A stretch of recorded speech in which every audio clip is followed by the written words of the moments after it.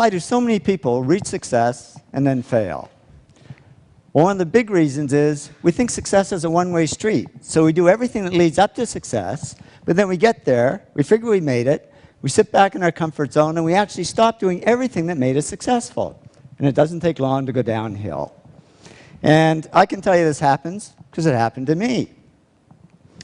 Reaching success, I worked hard, I pushed myself, but then I stopped because I figured, oh, you know, I've made it. I can just sit back and relax.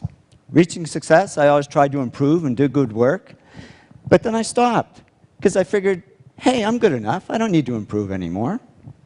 Reaching success, I always was pretty good at coming up with good ideas because I did all these simple things that lead to ideas.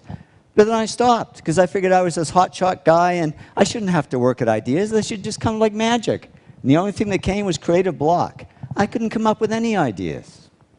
Reaching success, I always focused on clients and projects and ignored the money. But then all this money started pouring in, and I got distracted by it. And suddenly I was on the phone to my stockbroker and my real estate agent when I should have been talking to my clients. And reaching success, I always did what I loved. But then I got into stuff I didn't love, like management. I'm the world's worst manager, but I figured I should be doing it because I was, after all, the president of the company. Well, soon a black cloud formed over my head, and here I was, outwardly very successful, but inwardly very depressed. But I'm a guy. I knew how to fix it. I bought a fast car.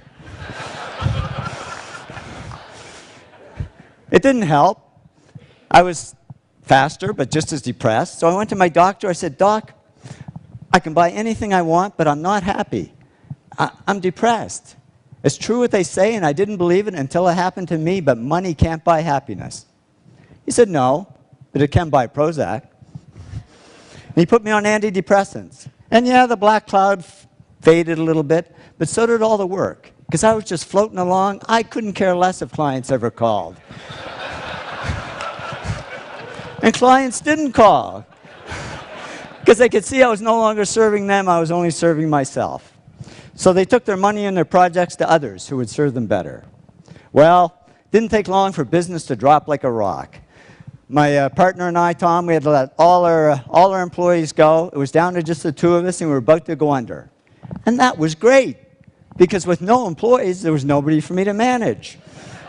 So I went back to doing the projects I loved. I had fun again, I worked harder, and to cut a long story short, did all the things that took me back up to success. But it wasn't a quick trip. It took 7 years.